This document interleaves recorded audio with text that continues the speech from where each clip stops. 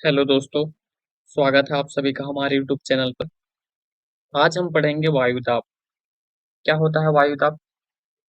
आपको मैंने 7th class की 3 चैप्टर ऑलरेडी हमने कंप्लीट करा दिया है। ये हमारा चौथा चैप्टर है और ये तीसरा पार्ट है। ठीक, तो हम आज देखेंगे वायुदाब।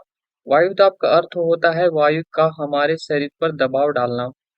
हम इसका अनुभव नहीं करते हैं क्योंकि वायु का दाब हमारी सभी दिशाओं के रूप में समान रूप से पड़ता है। समझे? हमारे ऊपर भी वायु का एक दाब हमेशा बना रहता है। समझे? वायुमंडल के ऊपर और नीचे जाने पर वायु दाब घटता बढ़ता रहता है। हम जब भी वायुमंडल के ऊपर या नीचे जाते हैं, मतलब कि, तो उसका वायु दाब घटता बढ़ता रहता है। ठीक है? जैसे कि हम पहाड़ों पे जाते हैं तो वायु का दाब क्या होता है? कम हो जाता है ना? ऑक्सीजन कम पहुंचता है वहां पर। जैसे नीचे जाते हैं हम, अंडरग्राउंड जाते हैं। आपको एक बताता हूँ, पानी के अंदर हम जाते हैं तो क्या होता है? पानी के अंदर जाते हैं तब भी दाब लगता है वायु का। ठीक है?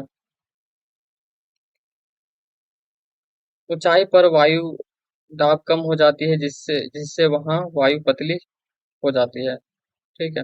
वायु दाब मौसम के साथ भी जुड़ा होता है। जैसे उच्च तापमान वाले क्षेत्रों में वायु दाब कम होता है क्योंकि ठंडे क्षेत्रों में वायु दाब अधिक होता है। आगे देखते हैं पवन। पवन क्या कहता है कि पवन उच्च दाब क्षेत्रों में निम्न दाब क्षेत्रों की ओर चल गति करते हैं। देखो क्या होता है, हवा कैसे चलती है? हवा जो होती है उच्च दाब क्षेत्रों से निम्न दाब के क्षेत्रों में गति करती है। जहां पर उच्च दाब होगा, ठीक है, और मान लीजिए यहाँ पे उच्च दाब का वायु है और इधर निम्न दाब की वायु है, तो हवा का जो दिशा होगा यहाँ से इस दिशा में जाएगी, तभी जाके हवा चलती है उच्च दाब से निम्न दाब की ओर। ठीक है? जहां दबाव कम होगा वहीं पे जाके हवा जाएगी। सिंपल सी बात है। पवन की दिशा को हम उसकी गति से जाने जाते हैं। जब पत्ते, धूल या अन्य चीजें उड़ती है तो हमें पवन की दिशा और गति का अनुमान होता है। ठीक है? पवन को गति और दिशा के आधार पर 3 प्रकार में विभाजित किया गया है। वायु, ठीक है, वायुमंडल की पवनें देखते हैं। अस्थायी पवनें, मौसमी पवनें और स्थानीय पवनें। ये 3 प्रकार हैं इनके। अस्थायी पवनें क्या होती है कि अस्थायी पवनें व्यापारिक पवनें, पश्चिम पवनें और ध्रुवीय पवनें होती है। ये पवनें वर्ष भर लगातार निश्चित दिशा में चलती है। ठीक है? अस्थायी पवनें ये हमेशा एक लगातार निश्चित दिशा में चलती है। और ये पश्चिम पवनें और ध्रुवीय पवनें और व्यापारिक पवनें कहलाती है। ठीक है? मौसमी पवनें क्या होती है? जो कि मौसम के अनुसार चलती है। मौसमी पवनें विभिन्न ऋतुओं में अपनी दिशा बदलती है। समझे? देखते नहीं कि अ, हर मौसम ऋतु के अनुसार, मतलब गर्मी में किस तरीके से चलता है, ठंडी में किस तरीके से चलता है, मानसून में किस तरीके से चलता है, देखा है ना हमने। उसी प्रकार की मौसमी पवनें अपने, मतलब ऋतु के हिसाब से मौसम के अनुसार अपना ये दिशा बदलती है। उदाहरण के लिए भारत की मानसूनी पवनें। ठीक है? उदाहरण के लिए बताया। अब देखो अस्थाई पवनें। स्थानीय पवनें क्या होता है कि स्थानीय पवनें छोटे क्षेत्रों में दिन के विशेष समय में चलती है, जो पवनें कहलाती है। उदाहरण के लिए स्थल समुद्र पवनें जो तटीय क्षेत्रों में दिन में समुद्र के स्थल की ओर और रात में स्थल से समुद्र की ओर चलती है। ठीक है? ये होती है स्थायी पवनें, हमेशा चलती रहती है। ठीक है? दिन के क्षेत्रों में विशेष समय चलता है।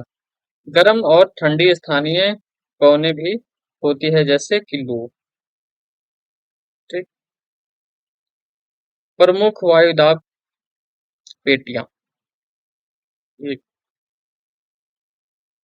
चक्रवात। चक्रवात क्या होता है? प्राकृतिक आपदा होता है। ठीक? भारत के, देखिए, एक बार उड़ीसा में जो आया था चक्रवात, है ना। बहुत ही भयानक चक्रवात आया था। बंगाल की खाड़ी से उठने वाला एक चक्रवात था, बहुत ही बड़ा खतरा था। समझे। देखिए अब क्या होता है कि ये उड़ीसा में आया था 17-18 अक्टूबर को, और 1999 में जो इस राज्य के तटीय जिलों में चक्रवात आया था, उड़ीसा के तटीय जिलों में, ठीक। तो इस चक्रवात का नाम जो था फानी था, फानी। और 29 अक्टूबर 1999 में आया था, ठीक है। 29 अक्टूबर 1999 में फानी नाम का, ठीक है। 17-18 अक्टूबर 1999 इस राज्य तटीय इलाकों में जिलों के क्षेत्र में आया था, ठीक है। उसके बाद उड़ीसा में आ गया था।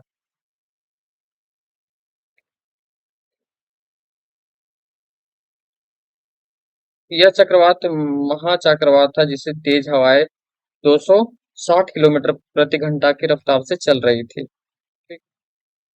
अब क्या होता है कि यह चक्रवात राज्य के तटीय क्षेत्रों में तबाही मचाता हुआ 36 घंटे से भी अधिक समय तक सक्रिय रहा था, समझे। इस चक्रवात के राज्यों में अधिकांश तटीय जिलों में प्रभावित कर दिया था इस मतलब।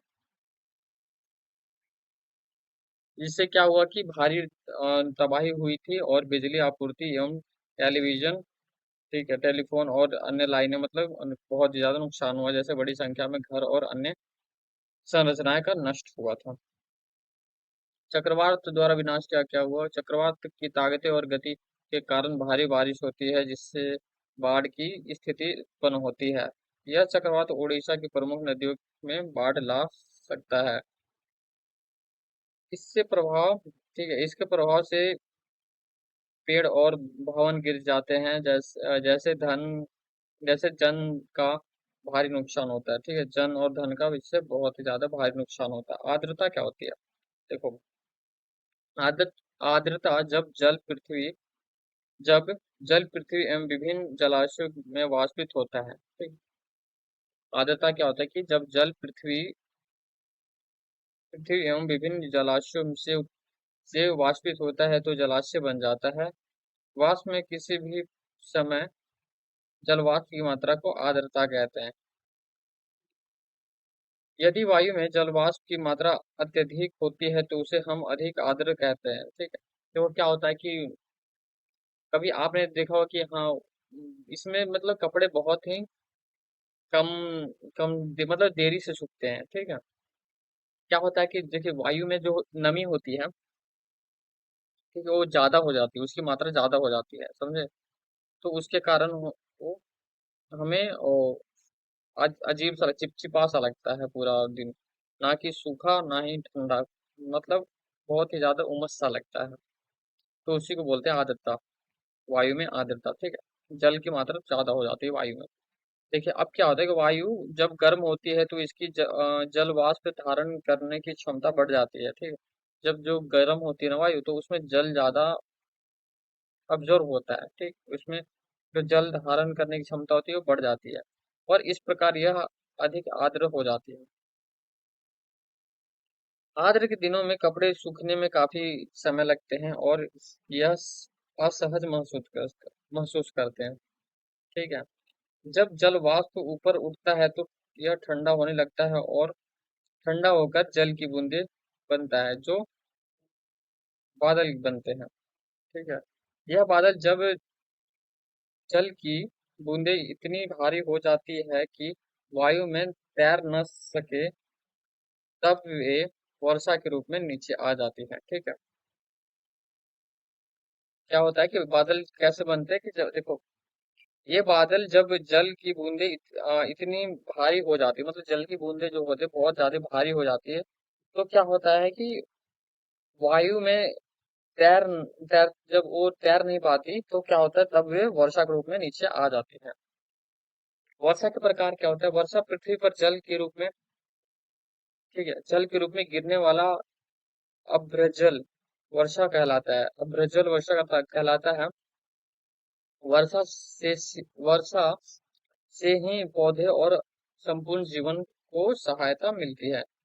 संवहनीय वर्षा क्या होती है। संवहनीय वर्षा तब होती है जब सूर्य की गर्मी से सतह गर्म होती है, ठीक है। कब होती है, जब कि जब सूरज की गर्मी से सतह गर्म होती है, जब और क्या होता है, गर्म वायु ऊपर उठती है, तब ठंडी होती है और फिर वर्षा के रूप में नीचे आ जाती है।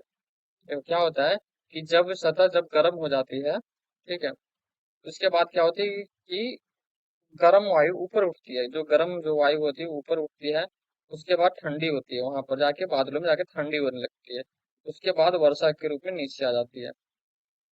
ठीक है, जब हमारा धरती जो सतह होता है मतलब सूरज की रोशनी से बहुत ज्यादा तपता है, तपने के बाद क्या होता है, वो जो गर्म वायु होता है, गर्म वायु उसके बाद ऊपर चला जाता है, ऊपर जाने के बाद बादलों में, बादलों के बाद ऊपर गया, तो उसके बाद क्या होता है कि वहां पे जाके ठंडा होता है, ठंडा होने के बाद जब ठंडा हो जाता है तो उसके बाद वह बादल अपने आप को रोक नहीं पाता, ज्यादा जल, ठीक है, उसके बाद नीचे आने लग जाता है।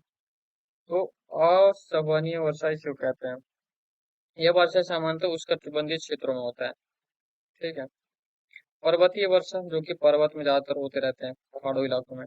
पर्वतीय वर्षा तब होता है जब नम वायु पर्वतों से टकराती है और ऊपर उठकर ठंडी हो जाती है, जैसे वर्षा होती है, जिससे वर्षा होती है। पर यह वर्षा पर्वतों और पवन प्रवण दिशा पर अधिक होती है। ठीक है।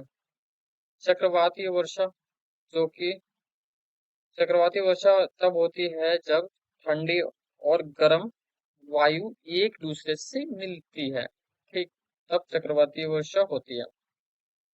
तो ठंडा ठंडा वायु, ठीक है, और गर्म वायु एक दूसरे से मिल जाती है, आपस में मिल गई तो ठीक है, उसके बाद क्या होता है, वो उसके बाद वर्षा होती है। इस वायु का उत्थान होता है और वर्षा होती है। ठीक है, इससे वायु का उत्थान होता है और वर्षा होती है। यह वर्षा चक्र चक्रवातों और निम्न दाब क्षेत्रों के साथ होती है। वर्षा के प्रकार क्या होते हैं, आपको बता दिए। संवहनीय वर्षा, पर्वतीय वर्षा और चक्रवातीय वर्षा, तीन प्रकार के होते हैं। ठीक है, तो ये आपका लेसन यहीं पे आपका होता है समाप्त, चौथा चैप्टर। अब हम देखेंगे चैप्टर नंबर 5। ठीक है, तो तीन प्रकार के वर्षा हमने देख लिया और हमने इस बारे में भी पढ़ लिया। अब मिलते हैं एक नए वीडियो में।